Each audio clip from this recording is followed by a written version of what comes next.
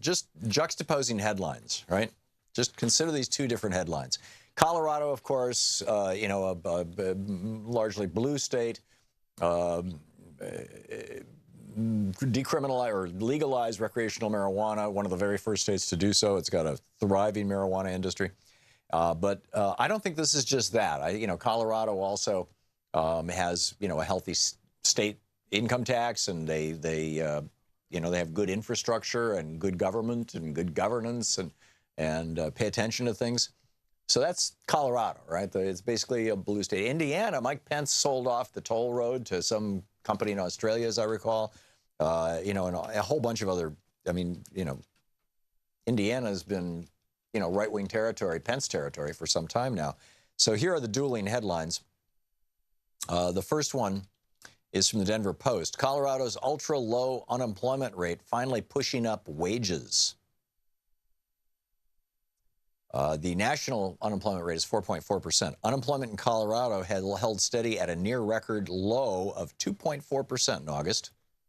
And the tight market for workers looks like it's finally pushing up wages, the state said finally. So, things are doing good in Colorado. So let's look at Indiana. This is from the IndyStar.com, the Indianapolis Star, the Indy Star. The headline, Indiana had nation's highest unemployment rate jump in August. The unemployment rate in Indiana increased from 3.1 to 3.5% last month, the highest spike in the U.S., according to the Bureau of Labor Statistics. The August increase was also the biggest one-month jump in Indiana since the jobless rate rose from 9.7 to 10.2% back in March of 2009.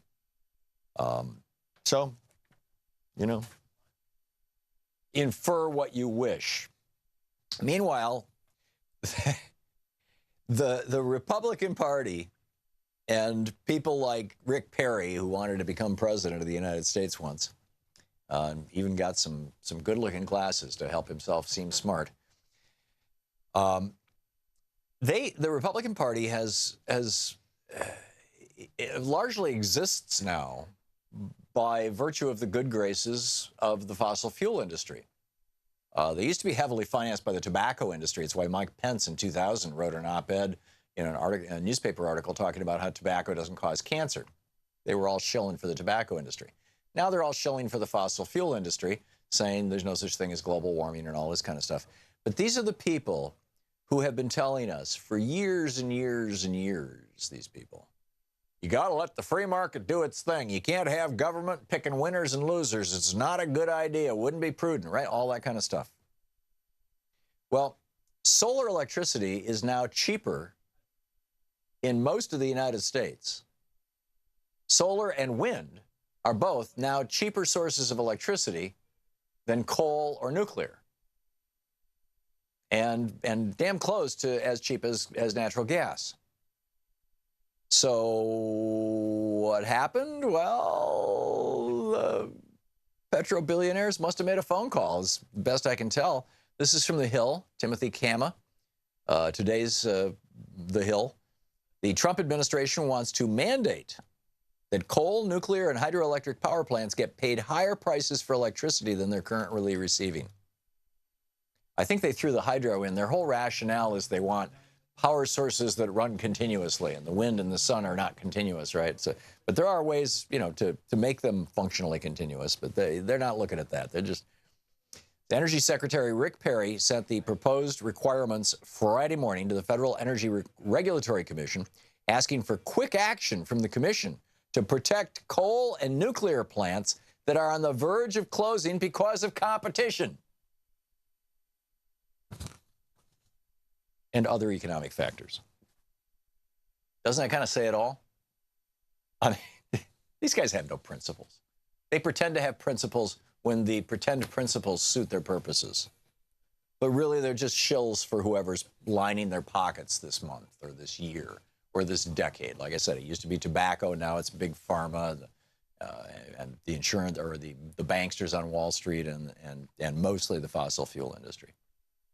Interesting piece by James Hohmann in today's Washington Post. It's titled "Putting Tom Price's Charter Flights in Perspective," and I think that this is This is another example of how infotainment hurts us. How having news networks that purport to be presenting all the news all the time, but in fact are cherry picking a half a dozen stories that can be told in simple form, in bumper sticker form, and just endlessly promote the same stories over and over and over again, leaves us stupid or uninformed anyway. And uninformed people can't make good informed voting choices. And as a consequence of that, we end up with Republicans running the country.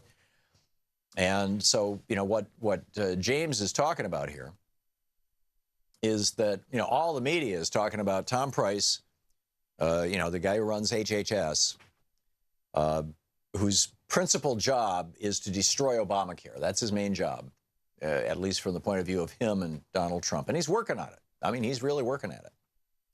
That he's run up over $1 million worth of travel. He took military aircraft for trips to Africa, trips to Europe, and to trips to Asia. And this is all just since the spring, right? $1 million. You and I, taxpayers, have paid for Thom Price to take these trips along with his wife. He says he's going to pay the government back $51,000. But that's, and that's the story, of course, that the media is running with, because everybody can understand that. It's real simple. Hey, $1 million, are you kidding? I mean, now Ryan Zinke is doing the same thing. So is Scott Pruitt. It's crazy. But what's crazier, and the media is not telling you about, and, a tip of the hat to James Hohmann and whoever at the Washington Post decided to put this on the front page of at least the electronic edition, points out that Price was flying high on the taxpayer dime. At the same time, he was championing cuts in spending on scientific research, medical research, disease prevention programs, and health insurance for children of the working poor. The Trump administration's May budget called for cutting $1.2 billion from the Centers for Disease Control and Prevention, which is part of the HHS empire that Thom Price runs, including an $82 million cut at the center that works on vaccine-preventable and respiratory diseases like influenza and measles. Price's budget proposed a cut of $186 million from programs at the CDC Center on AIDS, HIV, viral hepatitis, and sexually transmitted infections, and tuberculosis prevention. There was also $222 million in cuts to the agency's chronic disease prevention programs, which are designed to help people prevent diabetes, heart disease, strokes, and obesity. And the agency's Center on Birth Defects and Developmental Disabilities saw a 26% cut in its budget. The experts there are still trying to understand the full consequences of Zika infections in pregnant women and their babies, but, they just lost most of their budget. Price's first budget also sought $1 billion in cuts for the National Cancer Institute, $575 million in cuts for the National Heart, Lung, and Blood Institute, and $838 million in cuts for the National Institute of Allergy and Infectious Diseases.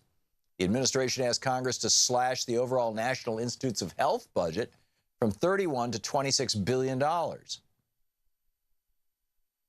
mean, all of this is far more consequential than Thom Price, Ryan Zinke, and Scott Pruitt running up $1 million tab on the taxpayer dime to fly, military aircraft. And we're not talking that they're getting strapped into a cargo jet. These are the planes that are for the VIPs. This is top flight stuff. This is better than first class.